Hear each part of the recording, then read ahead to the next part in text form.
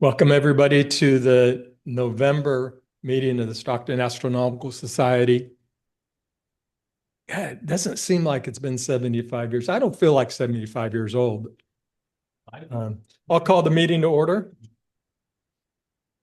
And so we have just a few things to cover, and then we'll get to our speakers and then our elections. Well, let me share with you the, Eric, if you'll advance the slides. Let me first share that screen to Okay. Zoom here. Actually, let's start off with an applause for Eric for setting up in a new room. Again, he's mastered the AV, and you're going to get us accustomed to you being able to work all the problems out. He's a wizard. Yeah, we had to do that thing right there. Yeah. I'm sorry, you asked to advance this slide. Yeah. So today's November 13th. This is the actual day that, this is the actual day in 1950, November 13th, when the first meeting was held. So is that just coincidence or cosmic order?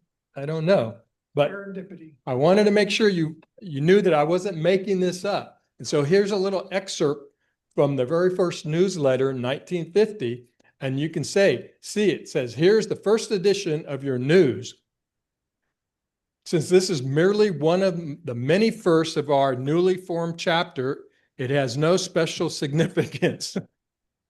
And we can pass on to more important things. I like how they're so nonchalant, right? On Monday evening, November 13th, our first regular business meeting was held at 8 p.m. through the successful efforts of our meeting committee headed by these gentlemen that they named, and at the permission was granted to use Stockton College room P11, and this would be our regular meeting place in the future. So the newsletter goes on, and I printed out the first newsletter from 1950. I'll put it on the table and you all can read it if you like. But I wanted to read to you at the bottom of this same newsletter. It says, after they give all the minutes of the meeting and so forth, they say,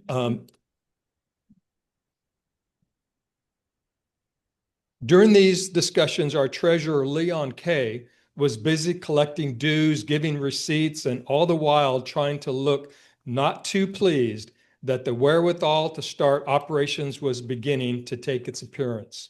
And so our first meeting came to a close, and so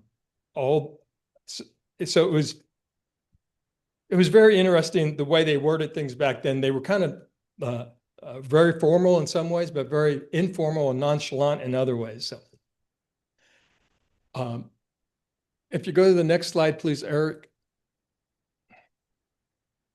Many of you here were at the Cosmic Dawn movie screening last Friday at University of the Pacific. And I explained at the time how significant that meeting was at that location, and to have the Sacramento members present as well. Because the first meeting in 1950, well, even before the first meeting, the formation of the club was as a result of the Sacramento members coming to Stockton, meeting with a group in Stockton at Dr. Custer's house, and then forming the society the month later. So we had a great screening of the movie Cosmic Dawn. If you weren't there and you would like to see this movie, and it's well worth seeing, you can find it on YouTube. And that's why I copied you can see that when you look for it on YouTube, you'll find it on the NASA channel. So it's a great watch. Find the biggest screen you can look at it on and sit back and enjoy it. So next one, please, Art. Okay, so just a quick overall view of the agenda for tonight. We return to our theme of our 75th anniversary celebration. You recall in September, Mike Lavieri and Jeff Baldwin did a deep dive into Dr. Custer's first telescope and what all went on at that time. So that was part one of our storied past. This month, we follow up with part two, and we have a continuing interview with Rudi Lindner, Christy Abbott. They're on video. We'll play those in just a moment. And then in person, Dennis, Jerry, and Jinka are going to present and give you their insights and thoughts of their membership in the SAS. So, and then we'll have a little short group discussion of the future of SAS. Rebecca's on with us, and she's going to give us an update of what she's doing. And we'll have our elections. Mike Lavieri will conduct the elections for tonight. We've got a series of announcements, and then we get on with the party. You all can see the cake and the ice cream and the cider back there. So we'll look forward to having that right at the end of the meeting. So sorry, you guys on Zoom, you can't have any. Okay, then let's jump right into it. As I mentioned, we did an interview on Zoom with Rudi Lindner. Jerry, when was that? A couple of months ago in September, I think, or even August. And Rudi is back in Ann Arbor, Michigan. Rudi's a retired professor at the University of Michigan. Rudi has the distinction of being the longest member of the SAS. He joined when he was like 10 years old in, I think it was 1957. So he's a great wealth of information, great storyteller. We're going to listen to him. And so, Eric, I'll ask you to go ahead and play that video, and then we'll go to the one for Christy right after that. So I'll sit down and let you play that. Okay. Let me just minimize this screen here.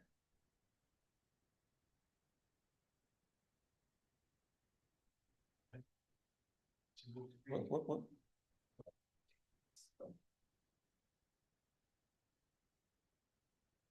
The meetings began at 7:30 or something like that. Dr. Custer had presumably been taking the guest. Sorry, I'm going to back it up. I'm not so sure it started right at the beginning. Or maybe it did. Maybe it did. So it's. Oh, okay. The meetings began at 7:30 or something like that. Dr. Custer had presumably been taking the guest or the speaker out to dinner. So Dr. Custer usually was dressed relatively formally, but he would be the only person. The people who worked with their hands would show up. You know, they changed their outfits, had a clean shirt, whatever. People did not dress formally. The women would wear dresses. You know, it was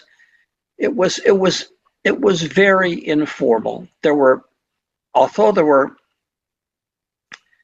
you know, for special meetings, there would be a lot of people who might show up, but typically it would be around 15 to 20. And nobody dressed up or anything about it. There were no refreshments. I remember once there was a cake sale when the Treasury was in some difficulty. The C3 was a portable building. It had built essentially of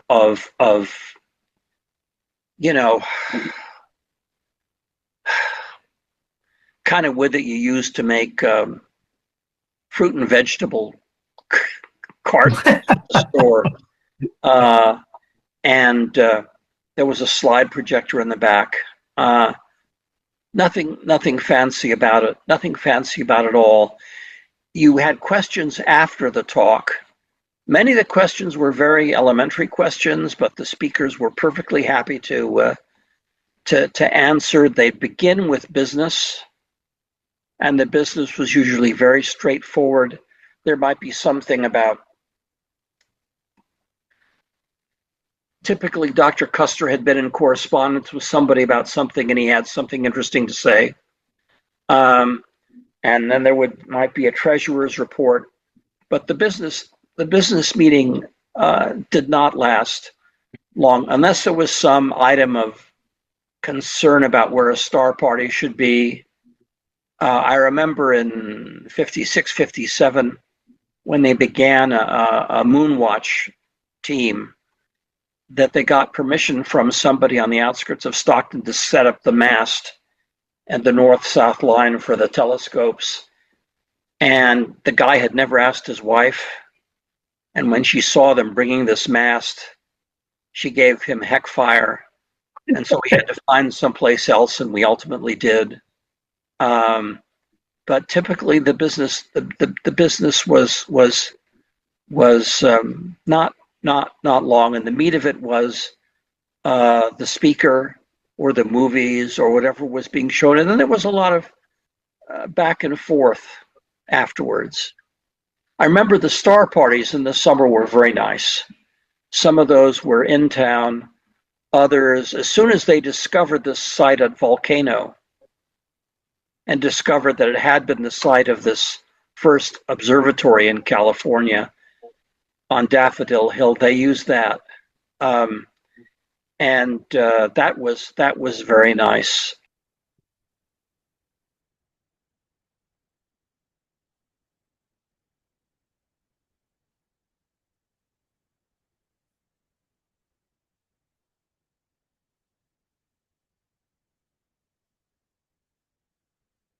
I think the last star party I attended was when I was in college, and my father and I got to Daffodil Hill a little bit late, and we made the mistake of not turning off our lights as we were looking for a parking space.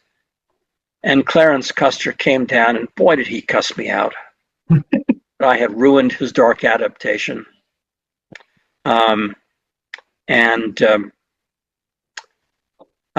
You know, I mean, Dr. Custer was a man who was, he did not wear his learning lightly, but he paid his dues.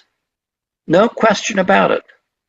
The only people that I ever saw him look up to, other than professional astronomers, he had begun as a member of the Sacramento Astronomical Society. And the great eminence of the Sacramento Astronomical Society were Arthur and Natalie Leonard. Natalie Leonard had gone to, I think, Mount Holyoke, got an MA in astronomy at Harvard, working with Harlow Shapley. Arthur Leonard had done agricultural engineering, and he was fascinated by the prospects of improving the visual characteristics of a reflecting telescope. And so he designed an unobstructed reflecting telescope on what he called the YOLO mounting, in which he used a I'm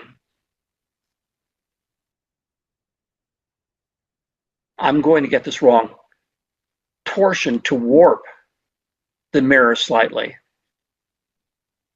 And the YOLO wasn't very popular. It wasn't as popular as the Schiefspiegler, but Leonard knew his optical design and stuff about reflectors really, really well. And he and his wife, when they would come down, would give a talk or something like that, everybody would show up, because he was a dedicated and gifted guy when it came to optical design and to mirrors.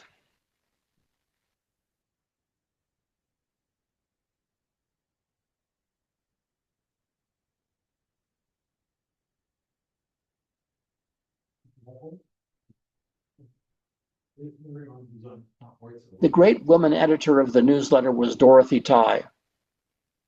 I recognize that name. Yeah, her husband, Hugh Tye, had some vaguely important position in Stockton, I don't remember. And she was the sort of unofficial historian of the club. And she always had when she was editing news, she always had something interesting to to add, and occasionally there'd be a poem about the stars. Poetry about astronomy is usually pretty bad.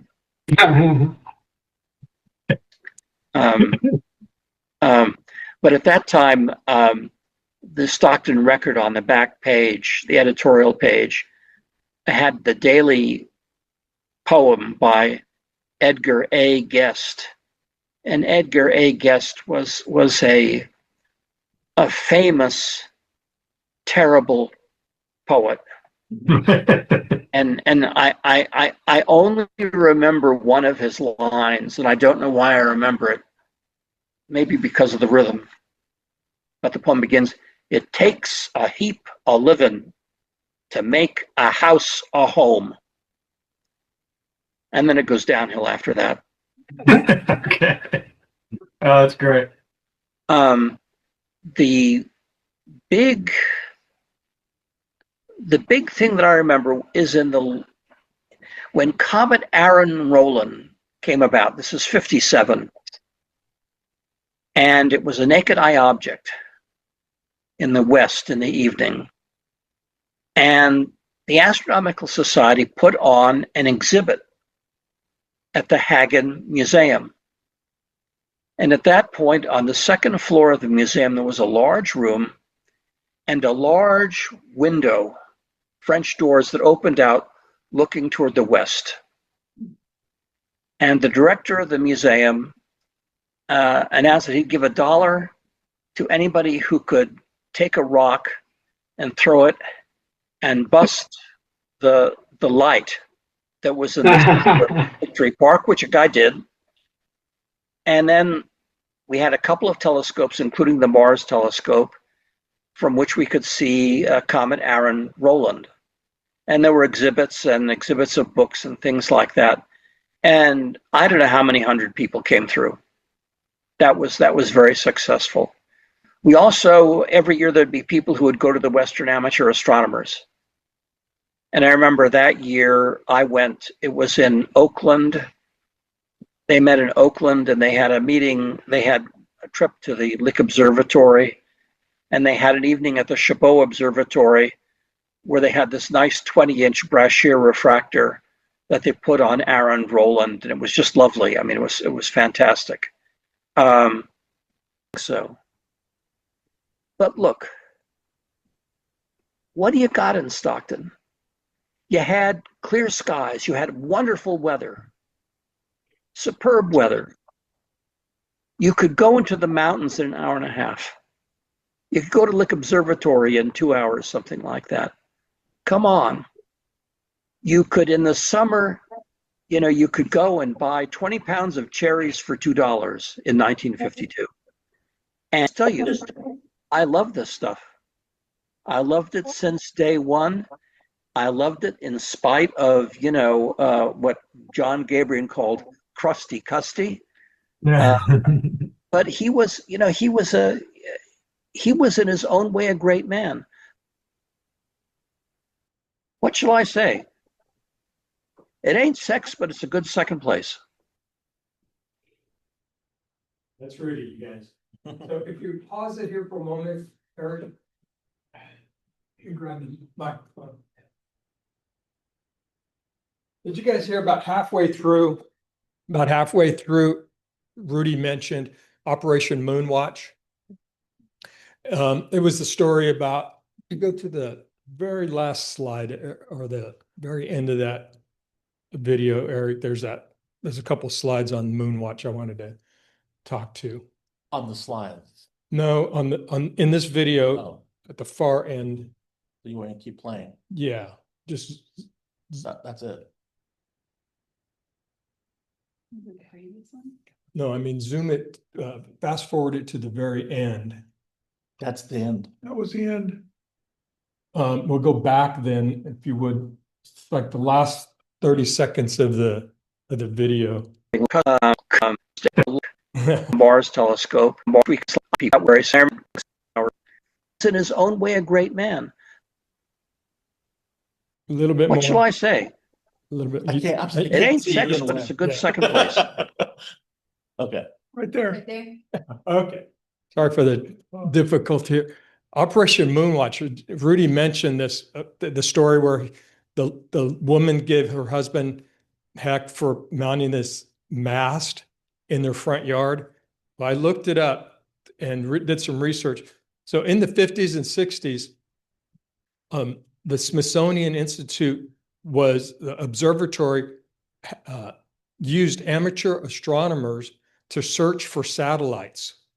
So remember, this is even before Sputnik took its first flight.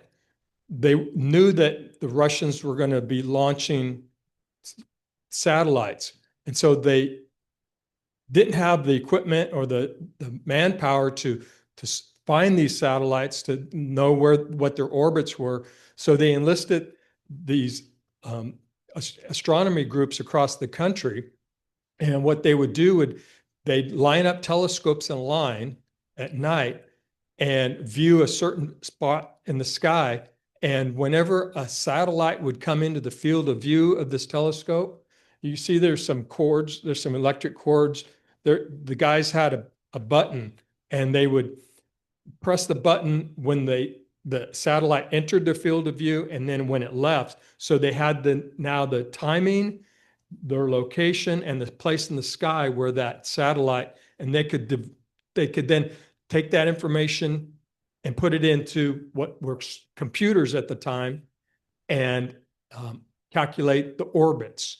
This went on through the 50s and 60s, even into the 70s, when they were looking for these satellites that were otherwise undetectable.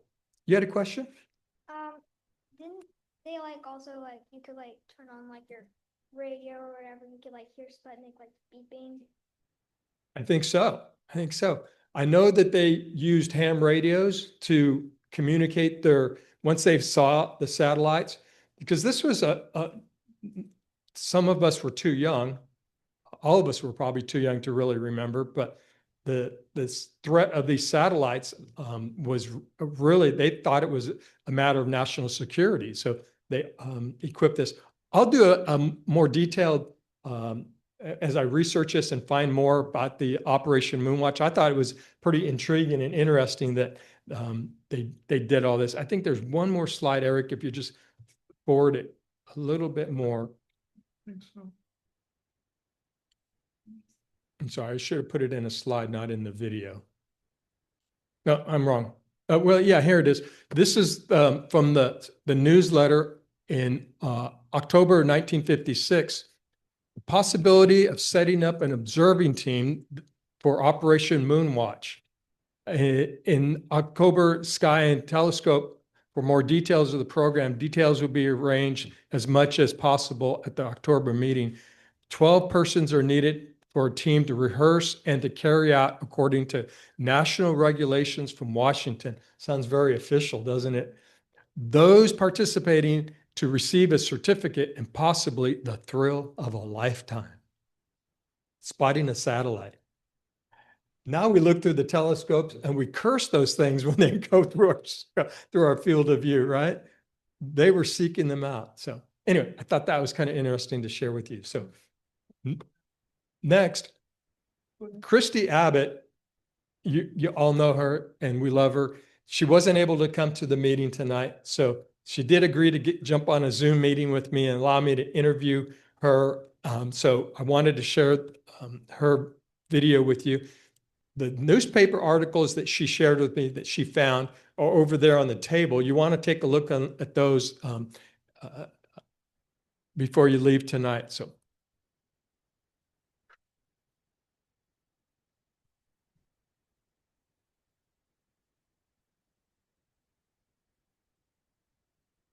Thank you, Christy, for joining me on the Zoom meeting tonight. I so appreciate you taking the time to give the club your insights, and in your absence, not being able to attend the meeting, we still have you. Yeah, again, thank you for joining me tonight. We'll just go through a couple questions and get your valued insights. I think everyone's going to appreciate what you've experienced in the club. So if You can tell me when you first joined the SAS, Sorry, had the video and started. what was your life situation at the time relative to your working, raising a family? So what was that like for you? Well, I think it was 1981 when I joined. And the reason was because I had heard, Halley's Comet was coming back, and I said, I got to get ready for this. And the best way to me was to find a club to join. So I found the Stockton Astronomical Society and joined in the fall of, I think it was 1981. And at that point, I had been working in Stockton Unified as a speech therapist. Sorry. Sounds like maybe we're not sharing on Zoom for some reason. Even though it's shared up here, I'm gonna stop and reshare. Thank you.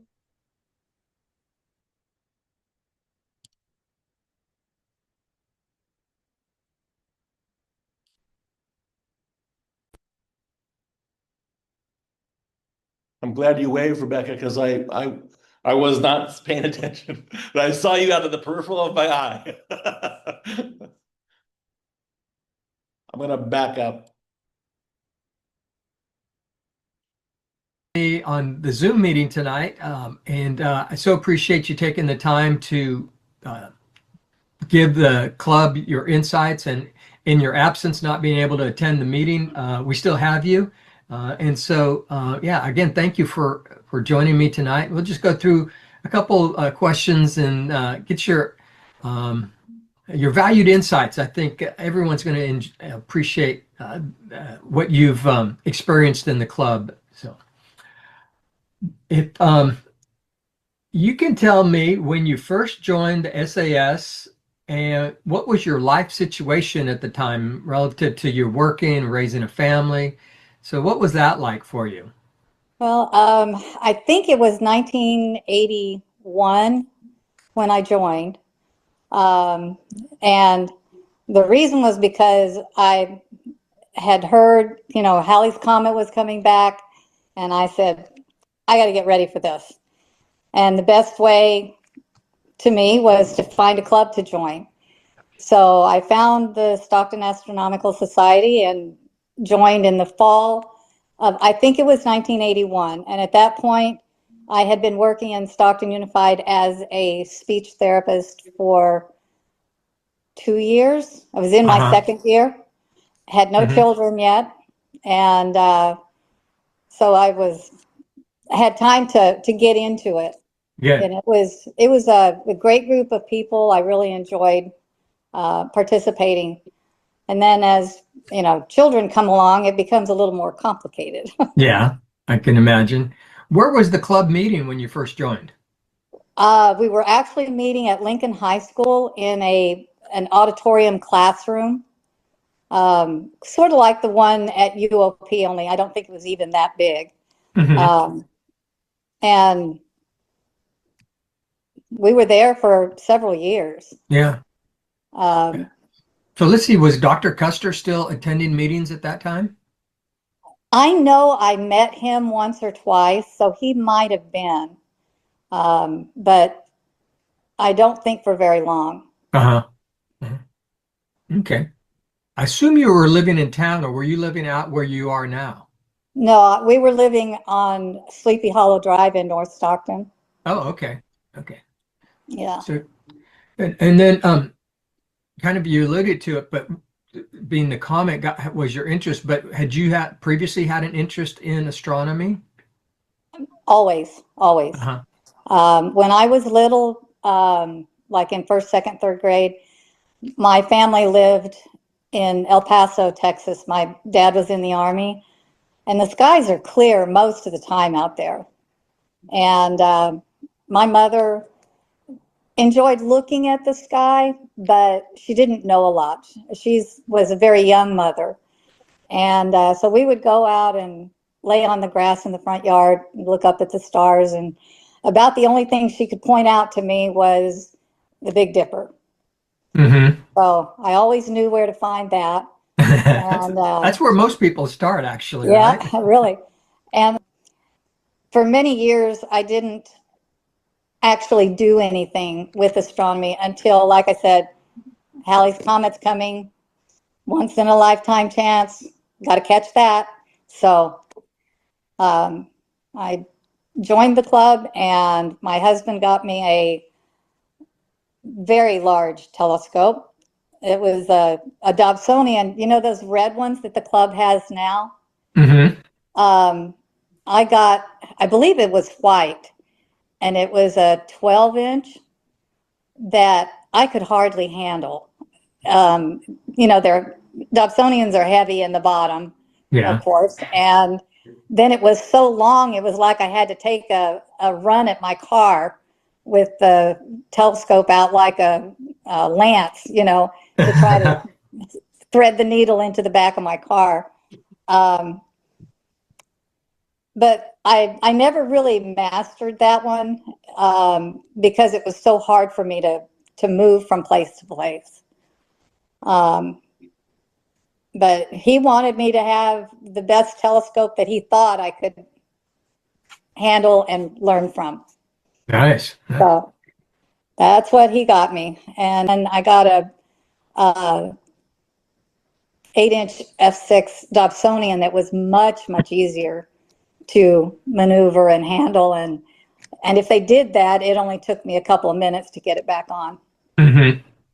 So Is that what you wound up using mostly, and then most recently as well? yes, that's actually what I have now. Mm-hmm. And I love that little telescope. I got it from a dentist that we had in the club. And at the moment, I'm sorry, I can't remember his name. Uh-huh. But he was wanting to, I guess he had aperture fever because he was wanting to get a bigger one. And that one looked perfect to me. And I love that thing.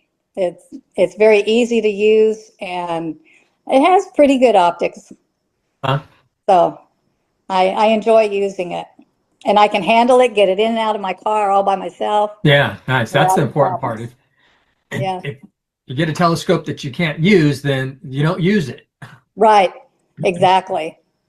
I want to ask you, Christy, as you grew in membership with the club, you started taking on roles and responsibility. Tell us a little bit about how you've served the club over the years.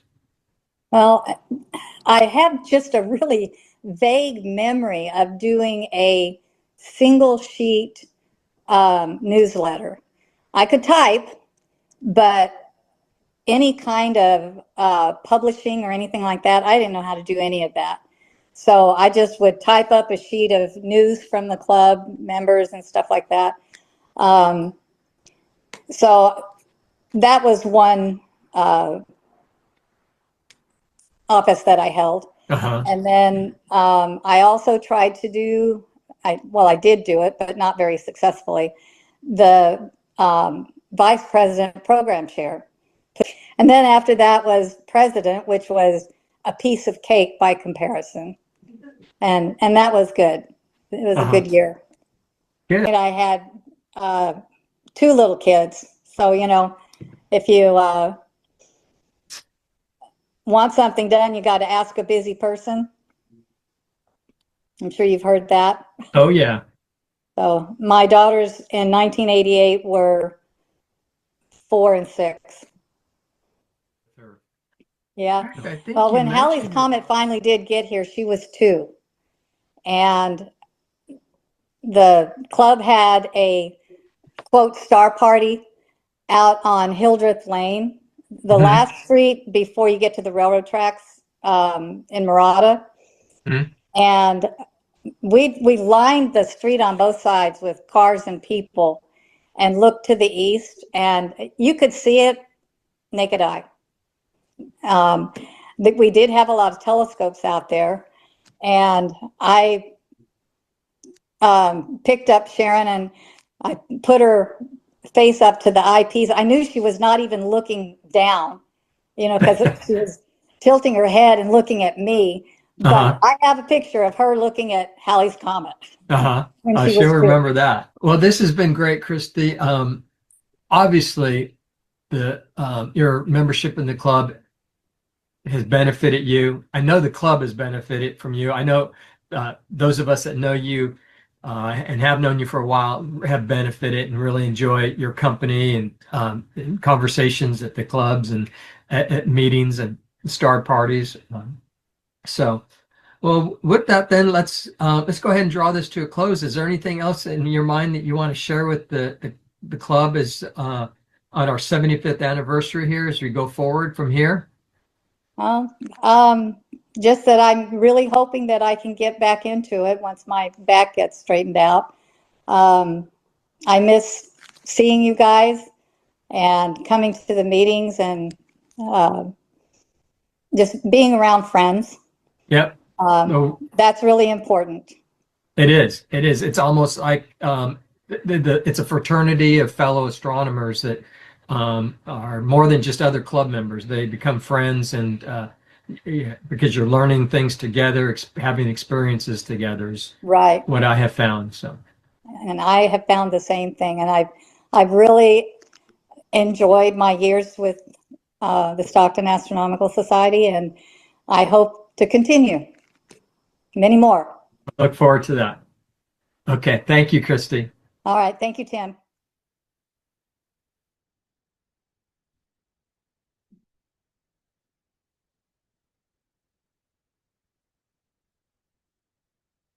I don't even recognize her. We were all young. I think it's the glasses. She's not wearing glasses. Right. Oh, I'm not actually 77. But this newspaper article is on the table. Y'all check it out. Dennis, I think it's your turn now. Okay. Get all my stuff together here. And here is a slide for Dennis.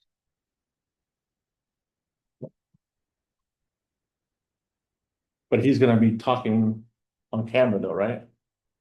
So I can't really share that. I don't think. Can you share the slide deck while he's talking in person here? I guess I could. Why? I love how portable that scope is. You just pick it up and move it, right?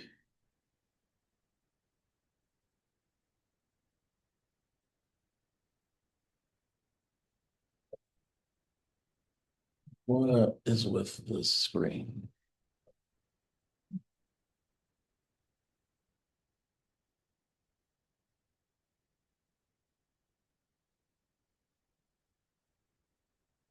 Dennis, you can go ahead and get started. Okay. If Eric can bring it up, I'm sure.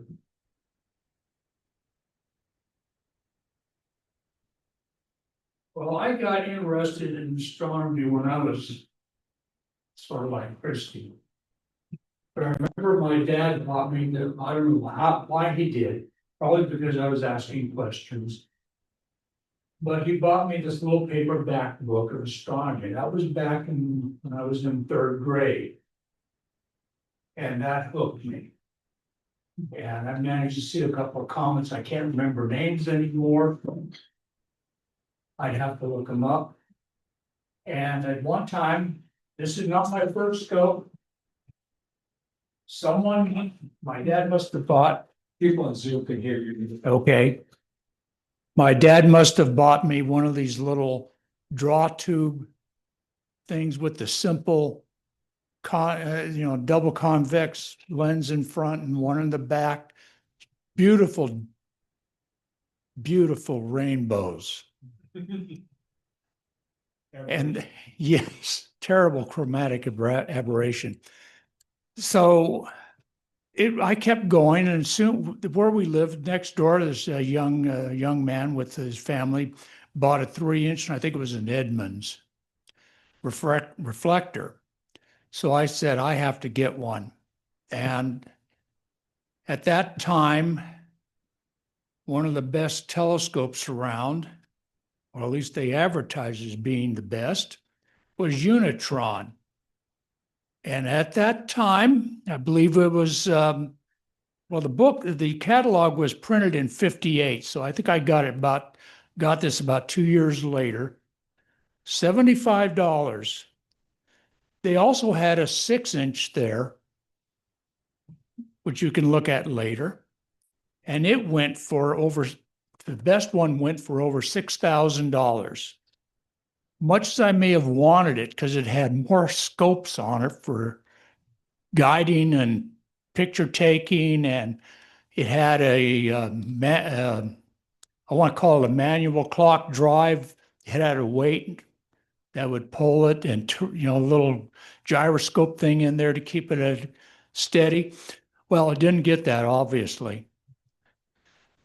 But I did get this one, and this is what I started with. It's got a huge 40 millimeter objective. And it has it has basically real simple eyepieces. They didn't have the fancy smancy ones they have now. So it's like most of them were Kellners. Basically, they had a single plano convex objective lens and then a double, some sort of achromat for the field lens. Probably not for the field, but for the eyepiece lens. And that's how I started. And it worked pretty good. As Christy said, we used to meet out at Lincoln High. We used to have the star parties in the parking lot. And I remember one time I had this thing set up. Saturn was in the west. And this young lady comes up and looks at it. It really has rings. It really is. And that's the kind of thing that excites me about showing people the planets, the stars, what have you.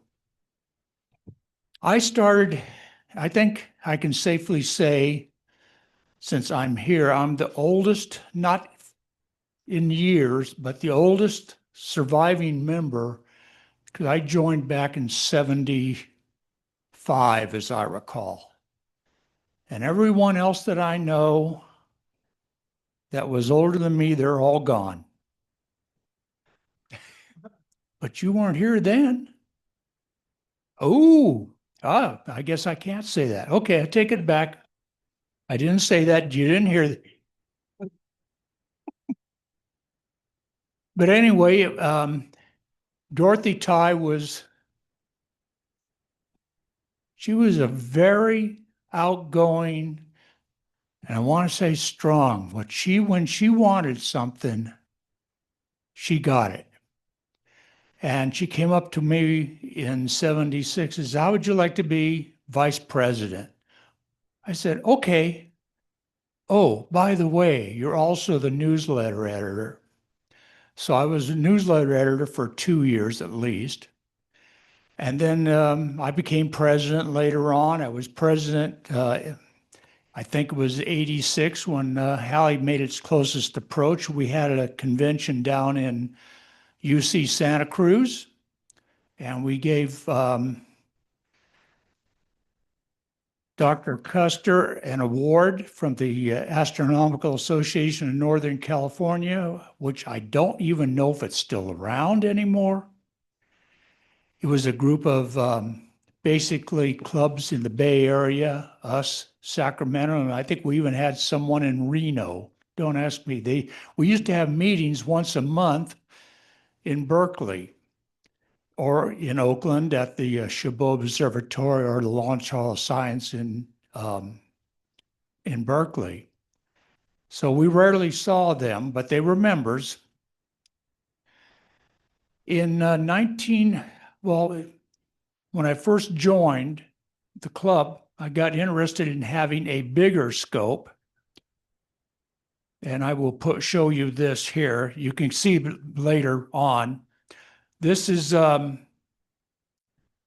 got a 6-inch mirror from an outfit in Oakland that no longer exists called Optica BC. And I started working on my mirror in 76 or 77, but it took me until 80 to finish it up and get it luminized and create the telescope. Trying to think what else I can talk about. That was a 6-inch. It was an F6. Everyone was making F8s, and I said, I want an F6. I want something a little shorter. When I first made it, my mount was much taller. The azimuth axis was probably right about here, but it was extremely unstable. Every time I touch it, it just would wobble. So I cut the board in half and made it somewhat smaller, and it got very rigid. It worked out really nice in some respects. It was great for star parties because I could sit beside it, look through the finder scope, and keep an object in without having to switch back and forth, and people could still watch while I was making the adjustments. So it worked out. It was also, once I had figured it out, it worked really nice because I didn't have to stand up to use it. I could sit on a stool, and whether it was at zenith or on the horizon, I didn't have to get up out of the chair. Now, we were talking earlier about the moon scopes or the satellite scopes. Unitron had one for $75. And, well, I can't find it right now, but you can find it later. So basically, I've accumulated a large number of other scopes. I have a 4-inch, I think it's a Meade. I have a 4-inch reflector that I call lap scope. It has no mount. Basically, it works good if you just stick it in your lap and then just up and down, back and forth. Works real nice. I also have, if many people have seen it, the 5-inch Explorer Scientific. I have a 6-inch Meade. I actually have two 6-inch Meades. One's a little tabletop model, but it's still an F6. In fact, it seems like all my scopes are F6s. I like that focal ratio. I've had people that, when I used to live in downtown Tracy, and I was able to see M51 without any trouble. And people were amazed that a friend of mine was amazed that I could do that. So basically, I'm here. I keep on going. I got a 12-inch now that I got for a princely sum of $100 from a friend of mine. And I've enjoyed my time here. I did a lot of work on when we used to do astronomy day. I used to go over to Weberstown Mall. They had the dome with the plexiglass so you could see through it. I would set up a telescope inside and point it through the glass and had a sign on it. It says, "See a star in the daytime," which I think surprised a bunch of people because most people don't want to use, most of the public does not understand that the sun, of course, is a star. And that's about it. If anyone has any questions, I'll be happy to answer. Just a comment, I think you were still vice president when I became president around 2014 for a year or two. Oh, it might have been. Well, one of the things was I was vice president and Neil Lark was president. And about a month into his presidency, he had his stroke. So then I became vice president, and looked for people to speak. So I was a speaker. Can't think of what I want. Program, thank you very much. I was also program. I think you were program director, and you got some wonderful speakers from NASA Ames. And we just really enjoyed those programs back then. How did you get them? Because that was before Zoom. They come visit to the UOP. Well, I remember when we had the first flybys of Jupiter. We had a Morrison speaker, which was ASP would send people out for outreach. His name happened to be Morrison, which was funny. But we were over there in Lincoln, and that room we were in, we packed. I could not believe how many people were there. I mean, that was the big thing. Everyone was excited about Voyager passing Jupiter. So a lot of us, I just asked people, you know, we were used to get newsletters from the other clubs, and I would peruse them and say, you know, look and see who they had, and then go from there. And like I say, well, of course, at that time, I mean, as you say, we did not have Zoom. They had to come out here. And we used to go over to Marie Callender's and boy, I don't know how many other restaurants we used to go to just sit there and socialize and talk to these people and get to know them better without having to, you know, worry about what they were going to be talking about that night. So I think that's about it for me right now. I remember back when I joined the club that you were still riding your motorcycle. Well, since I've had my back problems and things, it's been 2 years since I've ridden. And my wife says, get rid of that thing, get rid of that thing.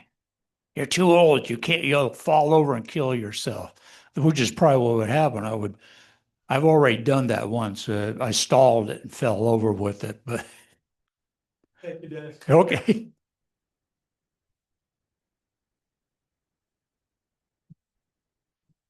Okay, do I need to stand anywhere, Derek? I'm over there as good. Okay. Good.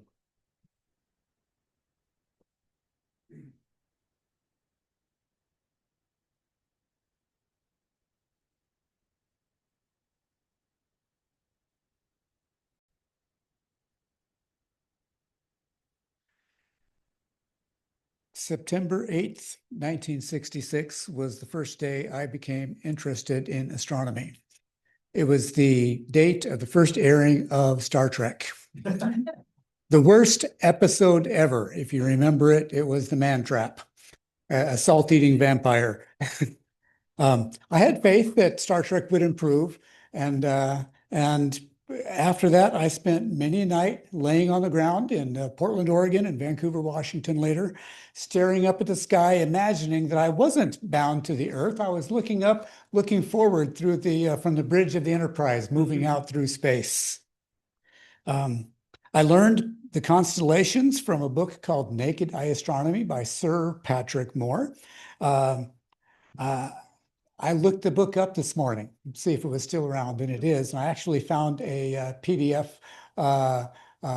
copy of it on Scribe, which I pulled down so I can thumb through that a little bit again. My first copy was from the library. It's familiar. It might be in our club library. Oh, very well could. I got my first telescope in the 8th grade. It was a very cheap refractor on a wobbly mount, but I made the most of it. I didn't know that it wasn't a good telescope. I did know it was the telescope my family could afford, so I was fortunate to have it. Saturn was my most exciting find, as for most people it is. And I always wonder afterwards how I found it. I wasn't looking for it. And certainly the odds of finding something randomly like that were pretty small, but I thought, you know, it's a bright thing in the sky. Of course, that's what I would have been drawn to. So it was amazing. Little tiny cheap telescope, but to me, you know, it looked like the pictures in the books. I was simply amazed. My parents' friends didn't understand what anyone needed a telescope for, so they would accuse me of just looking through the windows of all the neighbors. But you know, those turned out not to be very interesting, by the way. I planned to pursue a career in astronomy when I was going to school up there, but my family broke up and I was sent to California here to live with my dad and his family. And my dad actually talked me into graduating from high school early so that I could go to work with him roofing. So in the sense that I was up above ground most of the time, I was closer to the stars. But I was first interested in the Delta Planetarium before I even heard of the SAS. I just put these notes together this morning, so I hadn't practiced through them yet. Ah, dang it. Forget that. I had read an article in the newspaper about this fellow, Wayne Narron, who looked very impressive. He'd worked for NASA, I believe, on some of the space programs, and he was now running the planetarium at Delta College. And I thought, well, that's pretty cool. So I went up and started going to the planetarium shows and whatnot. I don't know if I even heard of the club yet. I should probably had seen their name, but I wasn't really interested in being in a club at that point. It was later, about 1994, that I finally did join the club. Neil Lark was president, Trevor was running the newsletter, and it wasn't very long until they put out a call for someone that could use Quicken. Vonnie Udall was the treasurer at the time, and she had recently passed away. And no one raised their hand, so I was kind of new. I was a little bit holding back, but no one else volunteered. So I said, well, I can do that. So I ended up being treasurer, a position I still hold today. I haven't held it continuously since then. I became president a few years after joining. And Jeff Baldwin was the vice president, and he decided to move to Washington. And it seemed like another officer bailed ship. And so it was like me and Trevor. I don't know if Doug was involved at that point. Probably not. Yeah. And so I was treasurer, president, and vice president. A big no-no in corporate law, because you can't have the person making the decisions and the person controlling the money be the same person. That's not good. Trevor liked it, though, because he said whenever I was present, we had a quorum at the board meeting. That didn't last long. We finally got things squared away, and I did end up being treasurer again. A position that I have held much too long now, by the way, if anyone wants to volunteer for something to work with for the club. Use Quicken? Do they have to use Quicken? I don't think so. I think you could do it with a spreadsheet. But if you do the spreadsheet, you have to know a little accounting. Quicken makes it easier. So the club was amazing. I remember the first time I went to a high altitude star party, and I was totally amazed at how dark the sky can get. I mean, to be able to not see in front of you when you're walking down a path to try to find the outhouse we had an outhouse put up there at the heliport. Yeah, of course. But yeah, but it was quite a walk. I just could not believe that it could get that dark. Especially when trying to drive out. That was another tricky thing to do. I couldn't believe how bright every little light on the dashboard all of a sudden was as well. But had a lot of good experiences up there. I didn't mention, I kind of skipped over that I took astronomy from Rick Milbricht, who was a club member.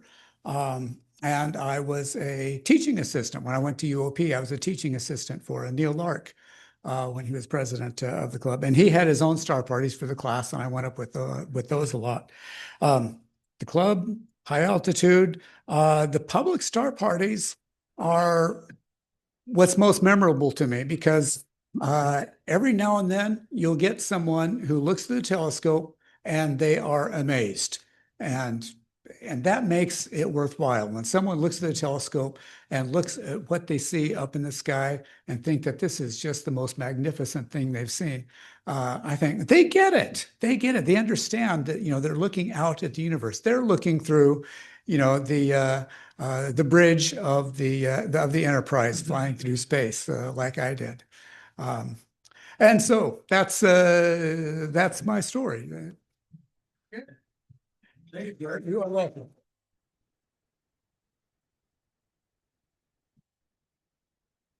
Okay, so Pratyeg is going to be our next speaker. He's on Zoom tonight.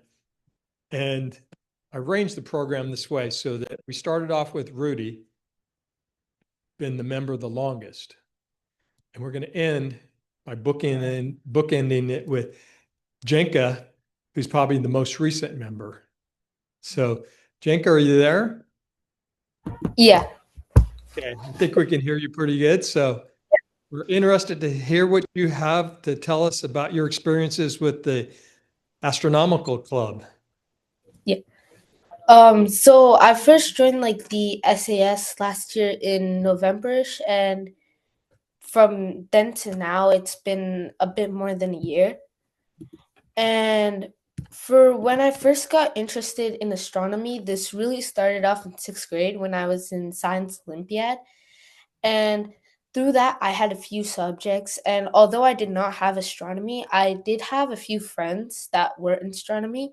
And I was talking to them, and I realized that the subject was like really cool. And I started learning about it. And that's really where my like interest for astronomy really like got to like spark, I guess. Um, for like the equipment that I started with, we like went to the first meeting, and after that there was the first event. I think it was like outside. I forgot where it was, but it was really late at night, and that was the first time I used my like it wasn't my telescope, but it was Doug's, and I borrowed it, and it was one of my most memorable star parties, as it was the first star party where I got to use the telescope. And I remember right after I looked at the moon and like saw how to like use the telescope, Doug showed me where Saturn was, and I remember seeing Saturn for the first time, and it literally blew my mind.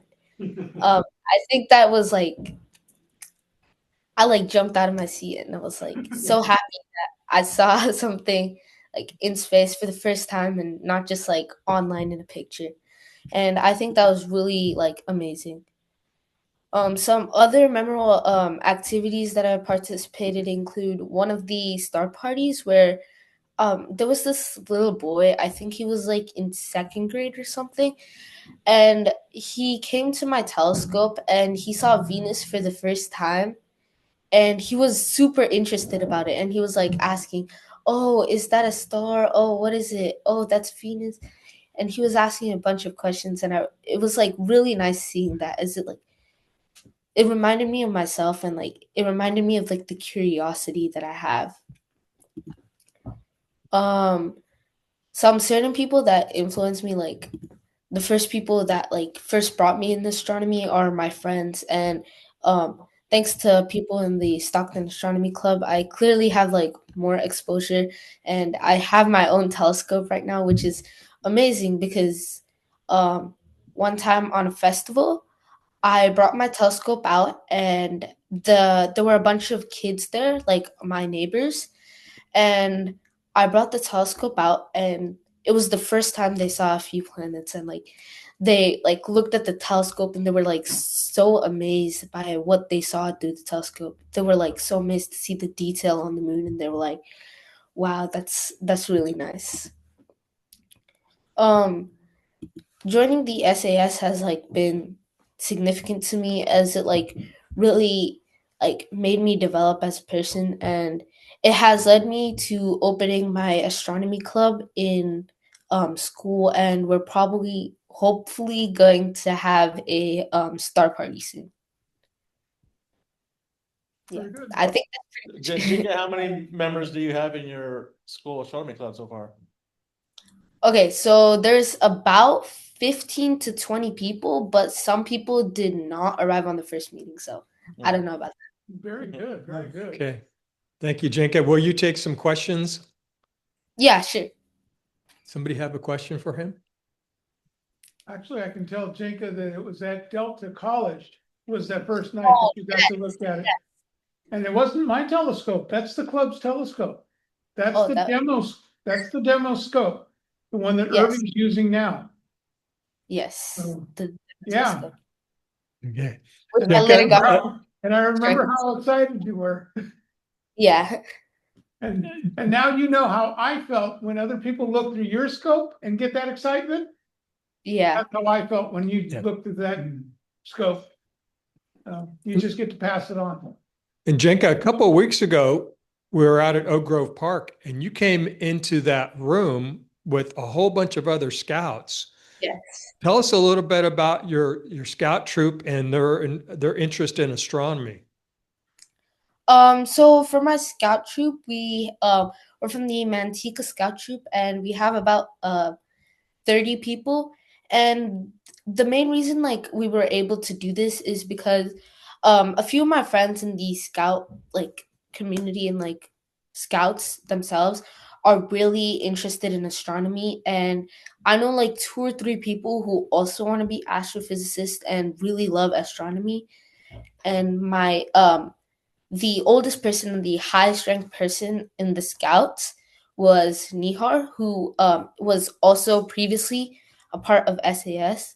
And I think that was like able to really bring like the troop and like the Stockton Astronomical Society for like that meeting, which was like, in my opinion, really informational. Yeah, it was really good to have you all from very young scouts, boys and girls, to the older scouts like Nihar. Yeah. And are you working on merit badges?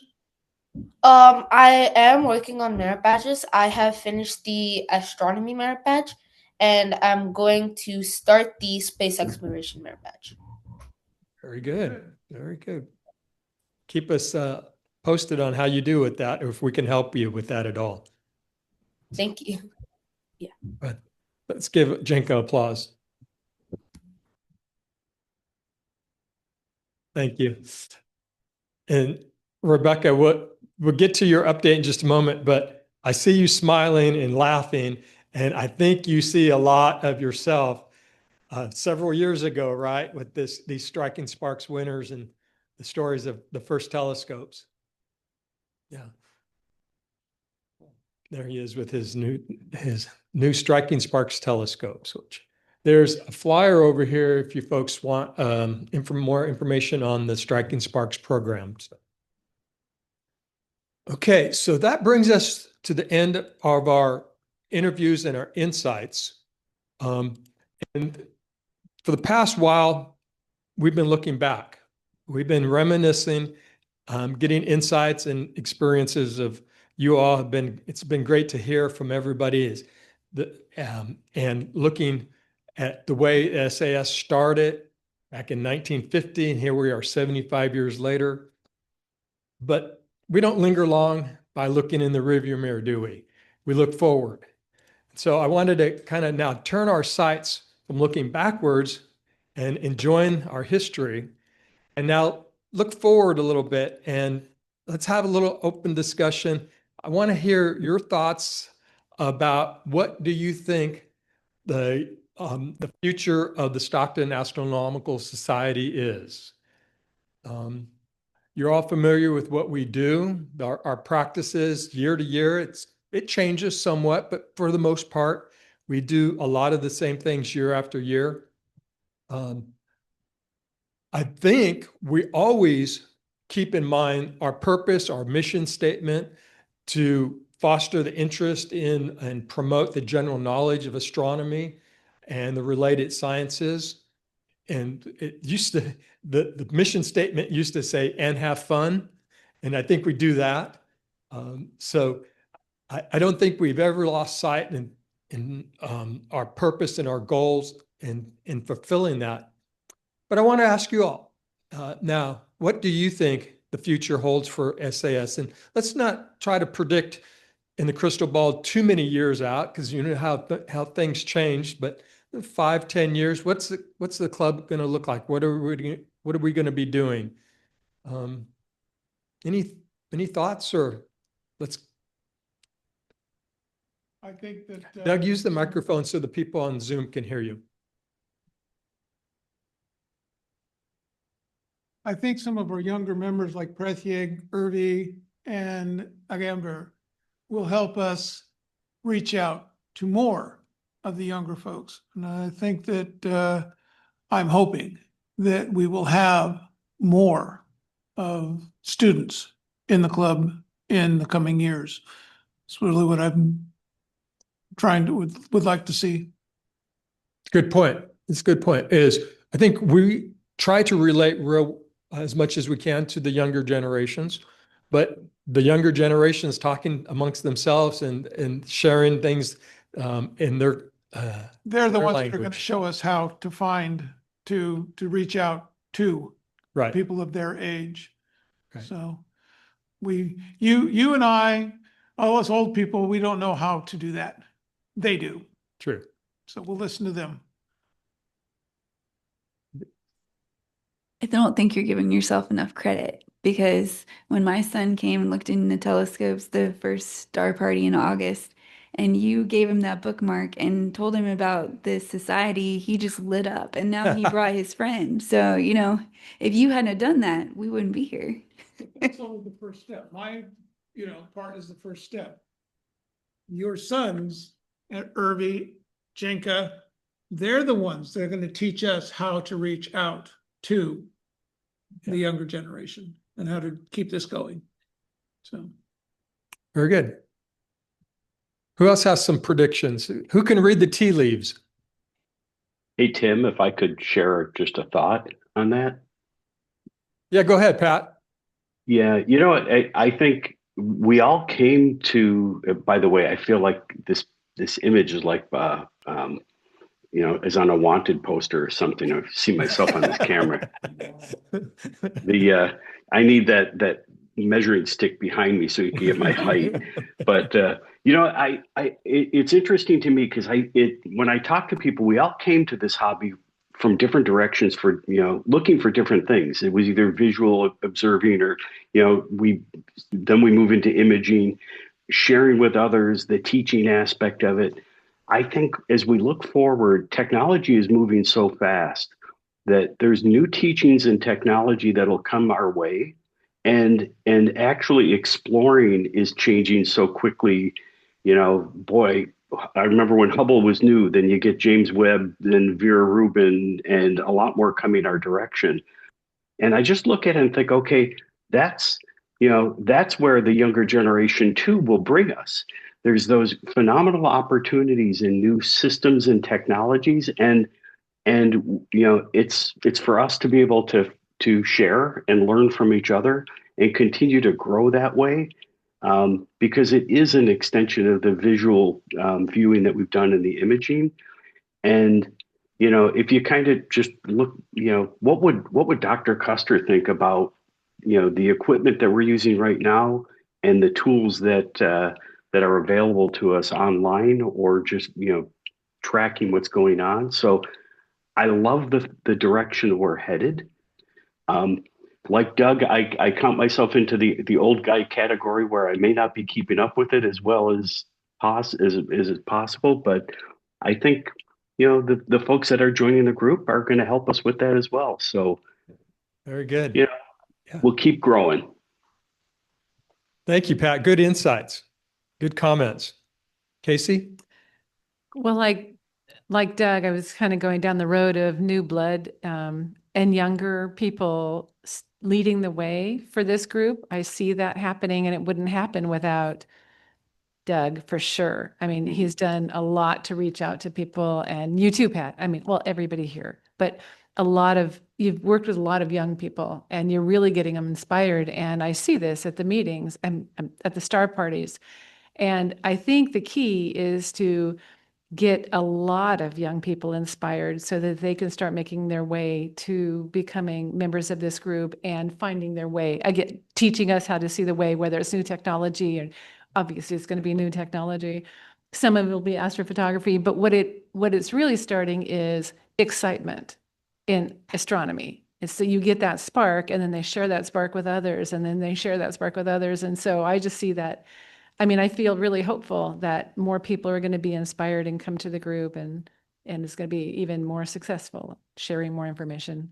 Thanks, Casey. I agree, and well said that it's that spark that is infectious, right? Yeah, exactly.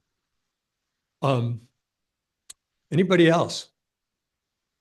I have an insight I want to share with you that I believe that the way we do public outreach is going to get picked up a notch or 10. Not too far from now, Doug and I have been talking about different ways, different media to use, different ways to deliver our outreach message. I don't think that we'll ever replace the experience of looking through the eyepiece and seeing Saturn for the first time. That's something that you can't replace. It has to be a physical, a literal thing that you're doing out in the dark night sky, right? That's that spark, I think. But then we do so much more than that. We host star parties. We try to educate. We have flyers. We have handouts. We teach people at the star parties or the public outreach sessions about the objects they're looking in the sky. And I think in ways that we're going to see a lot of improvement with the way we can use technology to leverage the way we get that message out, the way we relate to folks. We have been struggling, but we have upped our game in the last, just recently, a couple of years in our social media platforms. And so that's another way that I see us growing. So I see us growing in the way that we do public outreach, maybe more members, maybe different media, but probably never replace that experience of being behind the eyepiece, right? Right. That's reality. Everything else is virtual. Right, right. I got to thinking, everything else, you can pretty much learn astronomy on your phone, right? We have so much information at our fingertips, but you can't replace that experience, that looking through the eyepiece for the first time. But the biggest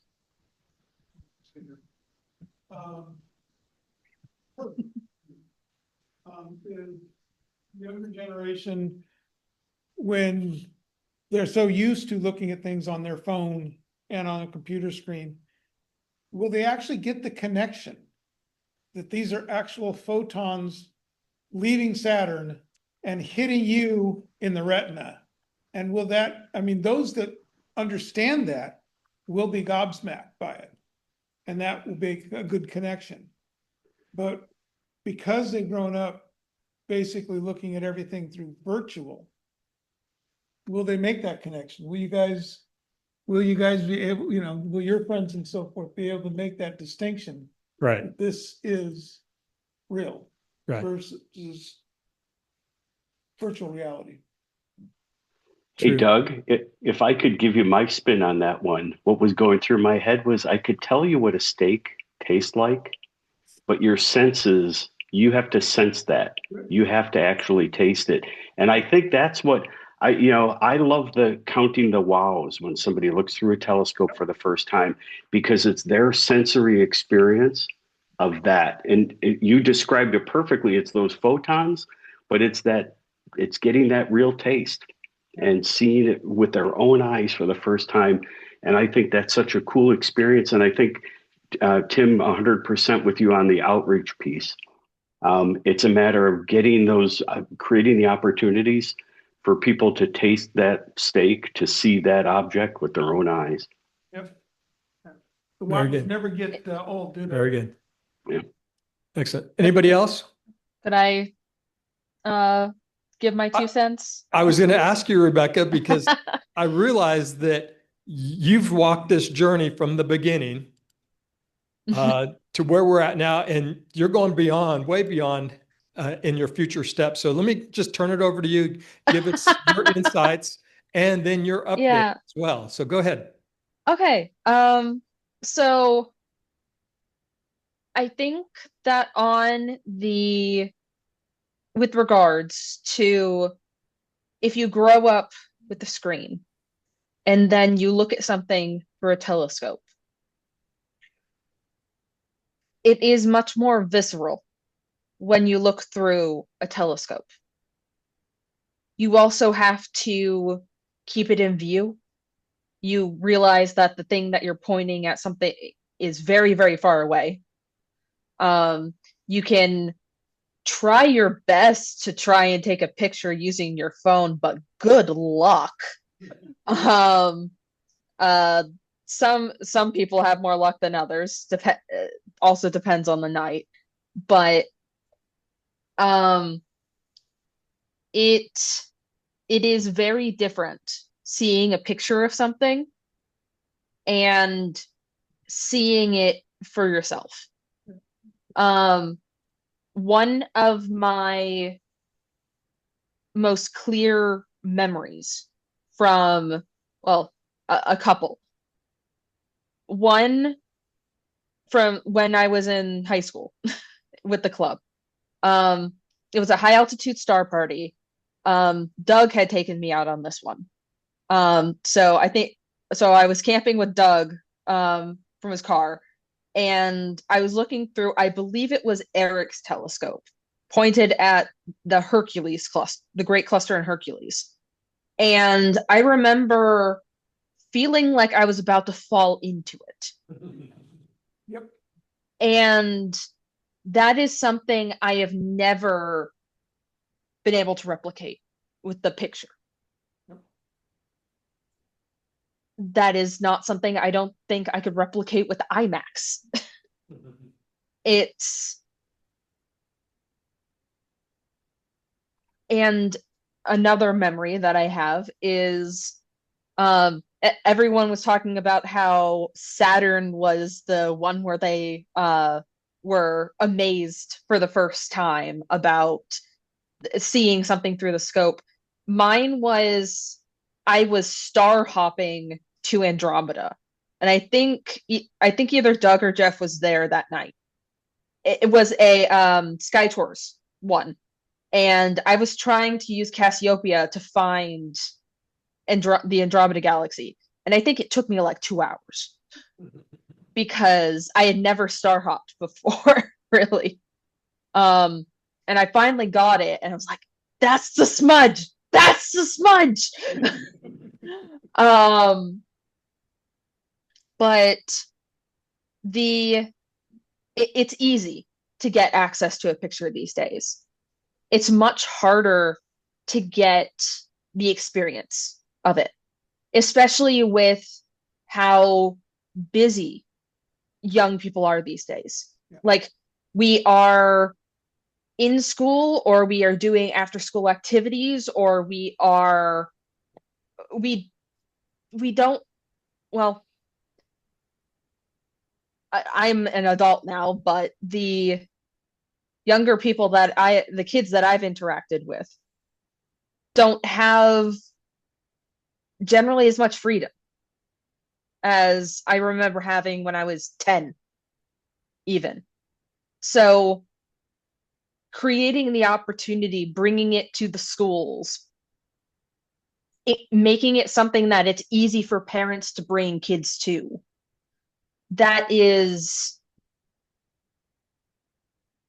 it gives an experience that is irreplaceable. And not only that, something that I remember being surprised about when I was in 8th grade, and then when I became the newsletter editor in my junior year of high school, was that I was extremely surprised by how much I was taken seriously. Because in so many other parts of my life, my input was taken, considered, and generally cut down to size. But when I started being newsletter editor, y'all kind of just threw it at me. And that was really empowering, actually. And it gave me something that was mine. And that's why recently, now that I've become so busy with my thesis work that I've had to set it aside, I am disappointed, because that's the thing that I've done for the club since I started. Hey, Rebecca, we may have tossed it at you, but you caught it and ran with the ball, and you did it well. Yeah. And it'll be there for you when you're ready to come back Yes, and pick it up. Absolutely. Okay. So, Rebecca, thank you so much for that insight. Now, give us the update. And there's a few folks in the room that probably need a basic understanding of what you're doing as you give us your update. Yeah. Okay. So I am currently a 5th-year graduate student at the University of California, Los Angeles. My work is focused on the central region of our galaxy.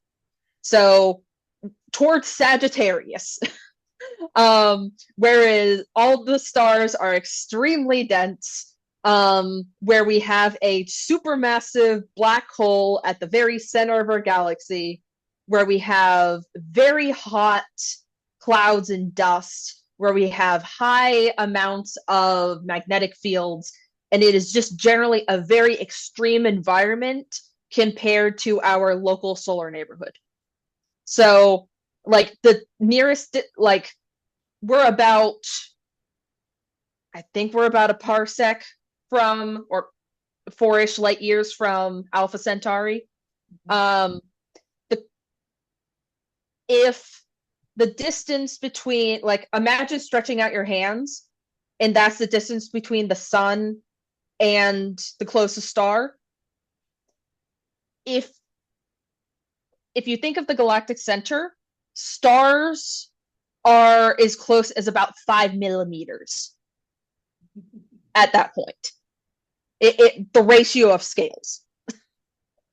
So it is extremely dense. And the work that I have done a lot of different things of research. But lately I have passed my advancement to candidacy exam, which is called ATC here at UCLA, which means that I am officially a PhD candidate.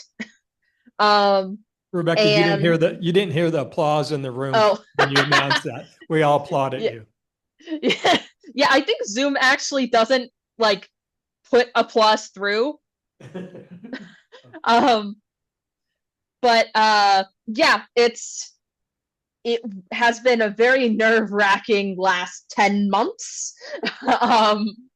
But I passed, and I am my timeline for the rest of my project is about 2-ish years. But the title of my thesis currently is Probing Star Formation in an Extreme Environment Through the Initial Mass Function and the Dynamical Mass of the Quintuplet Cluster, which I can explain what I'm doing with my thesis by actually breaking that down. So I already said that the galactic center is very extreme compared to the local corner or local backwoods of the galaxy. Essentially, what I am doing big picture is I'm trying to see how star formation how we get different masses and the numbers of stars based on an extreme environment versus our local environment. So when stars form, you have a bunch of different masses of stars. You have big stars, you have little stars, but you tend to have much more small stars than big stars. And the number of stars that you get at each mass is generally thought to be a universal function. However, we have some very massive clusters in the galactic center that are very young, like less than 5 million years old. One of them is the quintuplet cluster, which is also the cluster where we have the pistol star. So very bright. But my entire thesis is essentially I am trying to figure out how many stars we have, like what is that function of number of stars per mass in the quintuplet cluster? Because if it's different than what we have in star clusters in our local solar neighborhood, that implies that there is a difference in how stars form between the galactic center and our local solar neighborhood, meaning that environment is important for star formation, which is also very important for what we're looking at in other galaxies, because young galaxies toward the beginning of the universe, those look, at least from what we have in JWST, they look very different than what we see close to the Milky Way these days. So, and studies have shown that the star formation environment of the galactic center is actually pretty similar to some of those higher redshift, those further distant galaxies, which are younger in the grand scheme of the universe. So that could have implications for what we understand about cosmology. So I'm extremely excited for this project. I came into this project with, I'm doing this project with Dr. Tuan Do at UCLA. He is an amazing advisor. He has taught me a lot, both research-wise, professionally, and as a mentor in academia. I have, since I was in the SAS in high school, I have worked with multiple professors, and I have had heroes, and I have been let down by heroes. And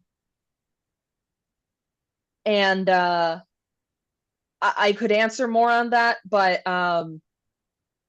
I've hit twists and turns throughout my journey, but I'm still here. And I would also like to thank my wonderful wife, Joy, for being one of the main reasons why I'm still here and still sane.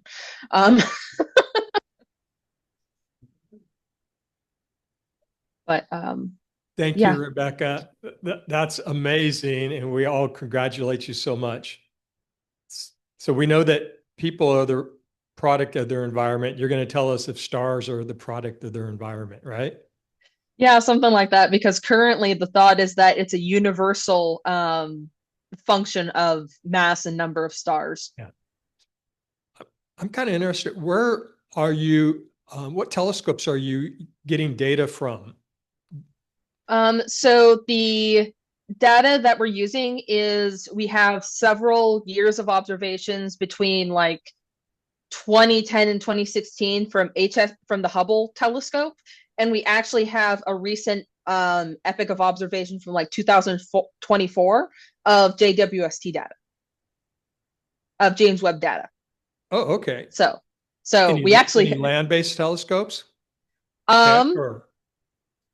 So actually, with the quintuplet cluster, for previous studies have used the Keck telescope, but for the resolution that we need, because the galactic center is so crowded at that area, the HST and JWST observations are really the way to go. The galactic center group here at UCLA as a whole generally uses the Keck telescope on Mauna Kea in Hawaii for observations of the stars orbiting around the supermassive black hole at the center of the galaxy. But the quintuplet cluster, it's kind of funny. The field of view, like the square of image that you can get with Keck, is much smaller than what you can get with HST. So we needed a bigger field of view.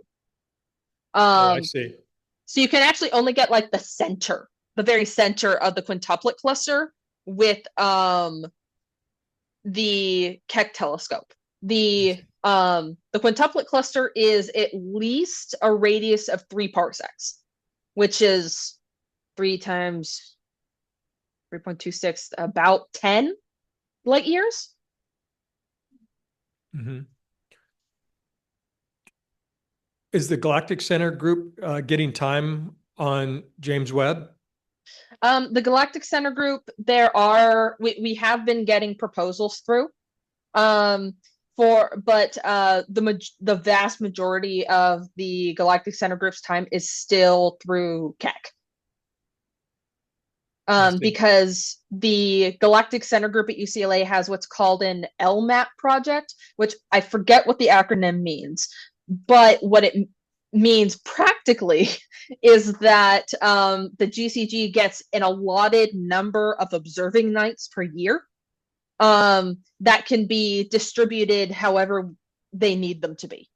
I see. Across the sort of Galactic Center observing season, because it's because with the altitude of well, where Mauna Kea is latitudinally, it's only up for like between May and September. Oh, I see. It's more seasonal.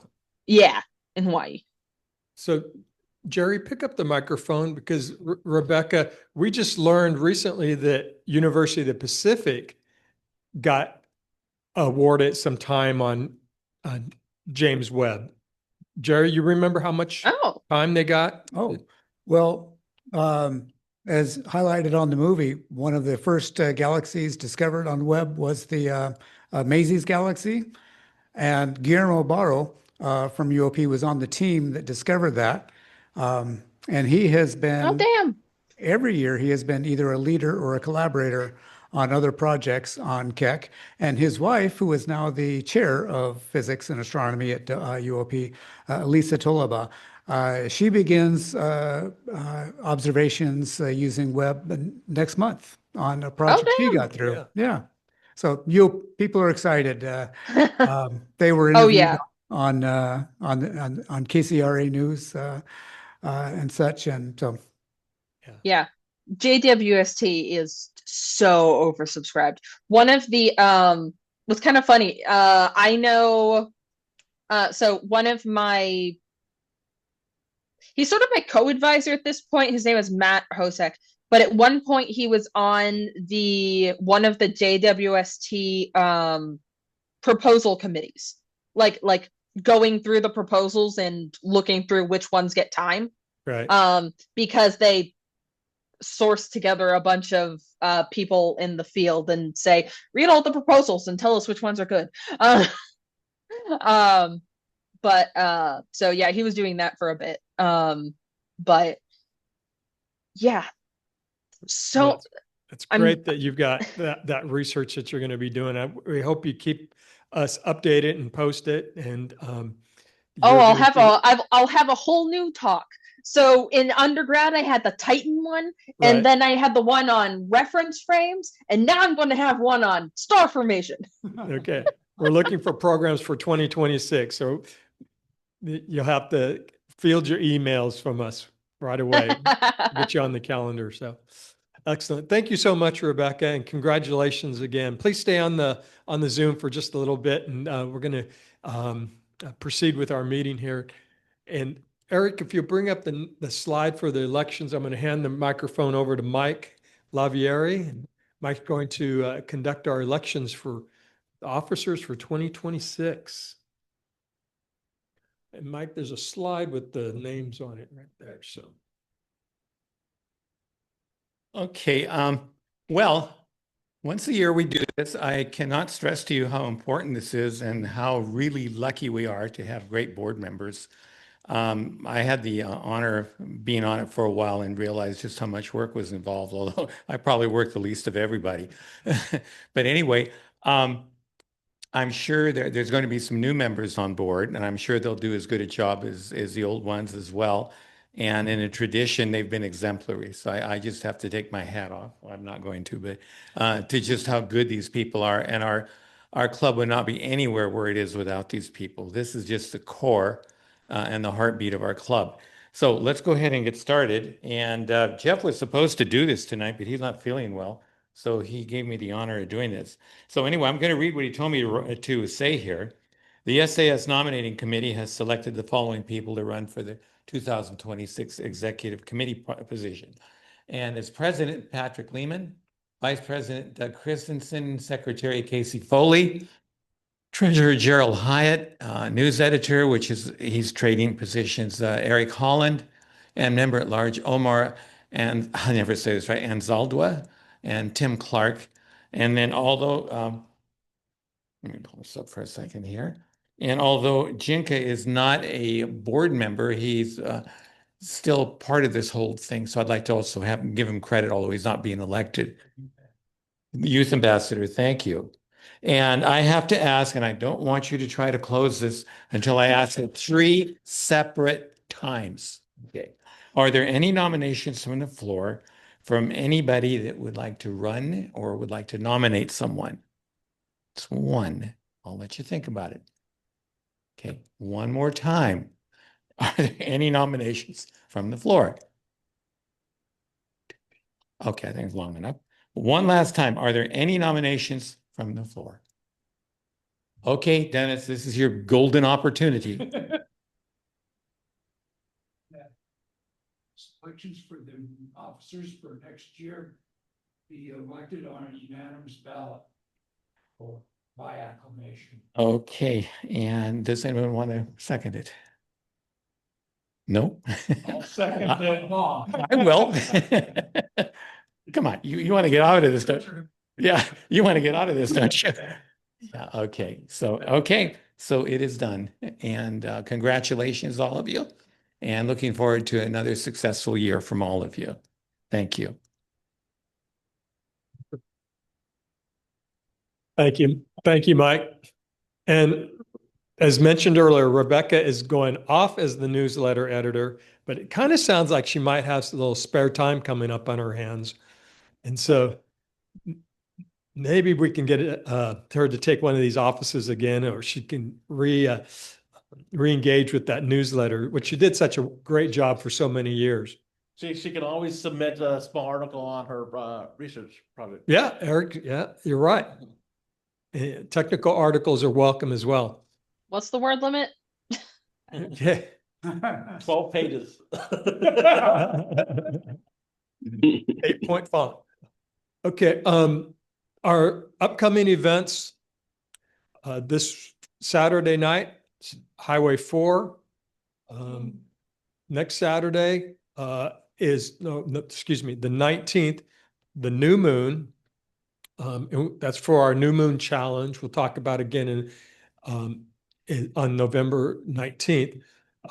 November 22nd, Saturday night, is high altitude. So stay tuned to the Google group to see where the group is going and what the weather's like and who's going up and where.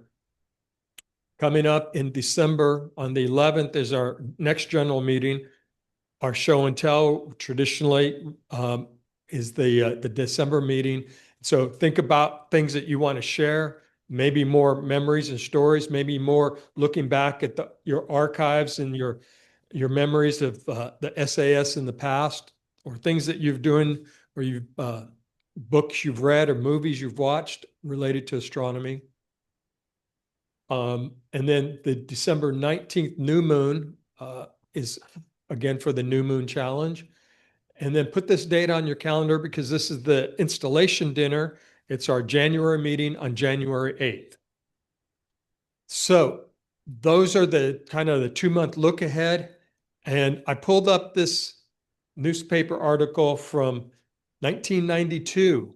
Christy shared this with me. Does anybody recognize the gentleman in the photograph? No, you don't? Well, I know it's supposed to be Custer. It looks like Jerry Smith. Oh, it's Dr. Custer, Yes. yeah, in 1992. So at his, I assume that's his Springfield scope at his home on Sonoma. So then the next item, Eric, is just a reminder for everybody that your dues are due. They're actually due starting in October for 2026. So membership's easy. Just pull up your newsletter, print out that back page, snip out the little membership form and send it to Jerry. The addresses, instructions are right there on the back of the newsletter. And look forward to another year of membership. Next one, Eric, please. Okay, our new moon challenge.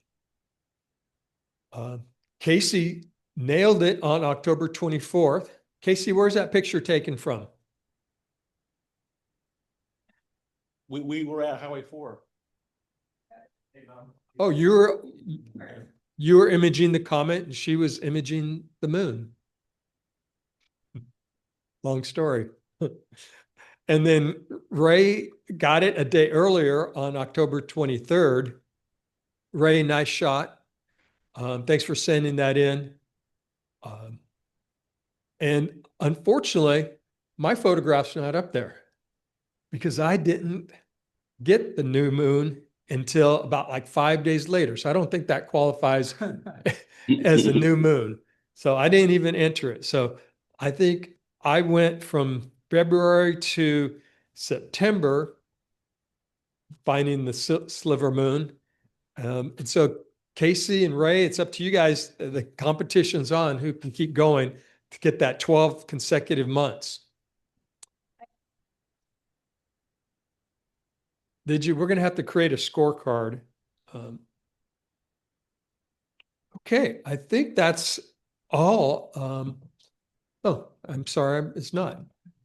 Eric, the target of the month is the small cluster, the planetary nebula in Cephas,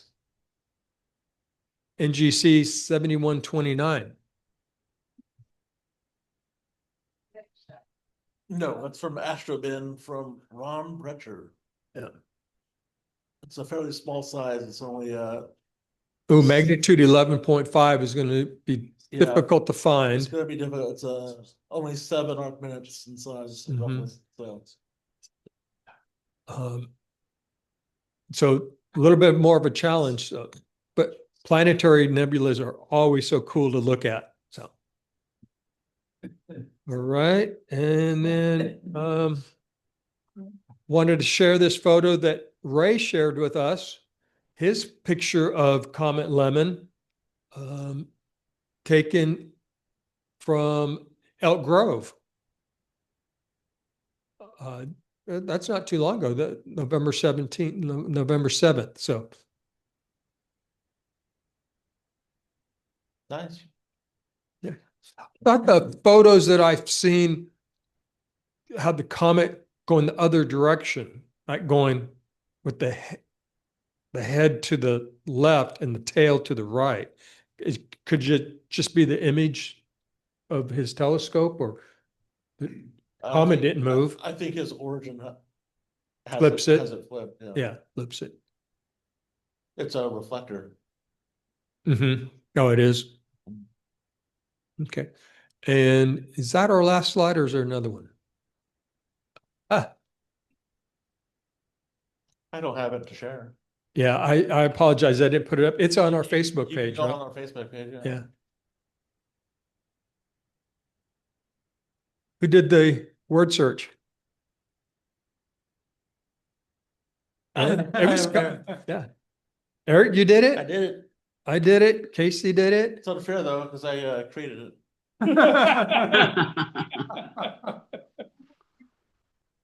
Yeah.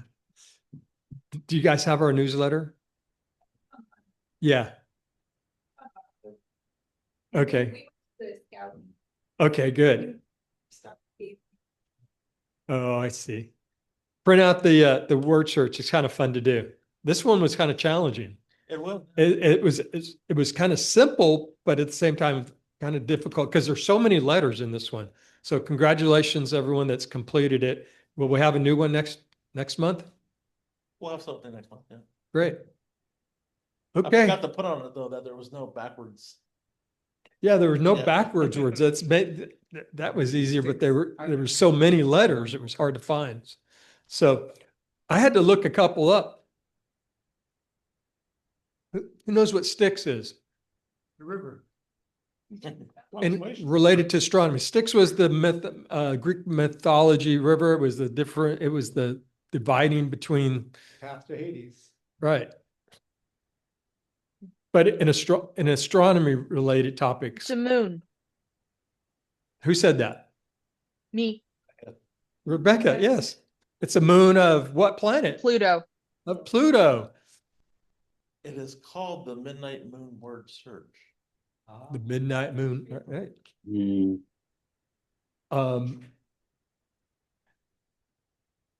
Yeah, all you Pluto sympathizers, you got your moon. And oh, that's something else I thought that maybe we should start up a therapy group for you Pluto sympathizers that are still angry about that decision. So I might look into that.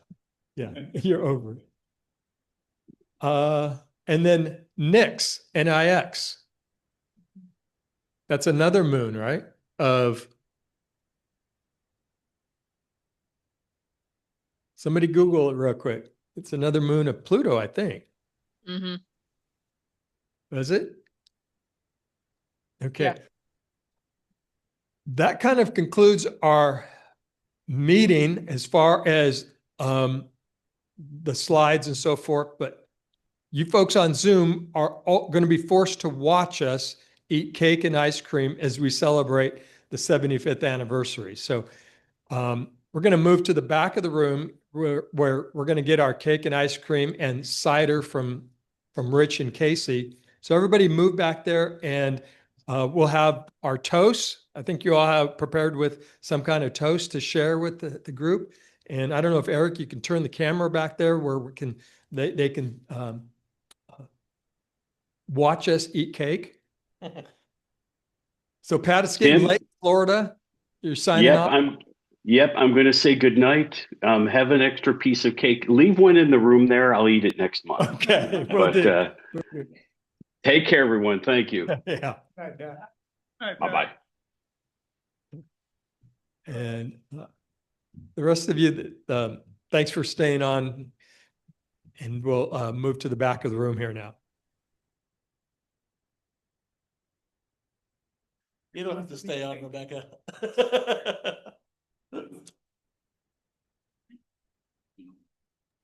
Well, I have grocery shopping I need to go do at 8:30 at night, but Yeah. there's a storm. There's a storm rolling into Los Angeles, so trying to get any outings done before it hits, because fires plus rain equals landslides. Yep. Yeah. It just started raining here this morning. Yeah. All right. See y'all. Good night, Rebecca. You take care of yourself. Will do. Bye. Bye. Thanks for inviting me, guys, and letting me speak. So, yeah. Thank you for speaking. Have a good night. Yes, thank you. Have a good night. Bye. Since they're paying full price, we'll